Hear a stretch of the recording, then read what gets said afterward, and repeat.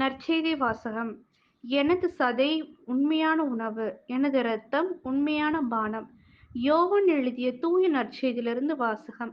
அதிகாரம் 6, இறைவசனங்கள் 52 முதல் 59. அக்காலத்தில், நாம் உண்பதற்கும் இவர் தமது சதையை எப்படி கொடுக்க முடியும் என்று வாக்குவாதம் யூதர்களிடையே எழுந்தது.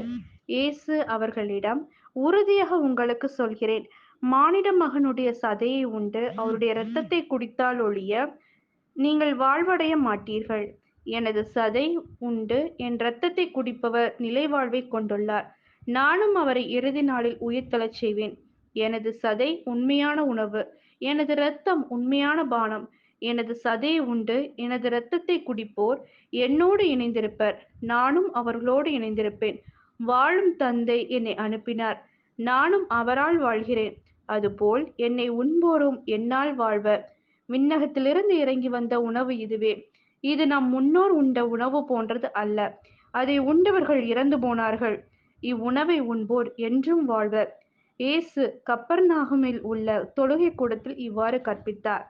இது கிறிஸ்துவின் நற்செய்தி. கிறிஸ்துவே உமக்கு புகழ்.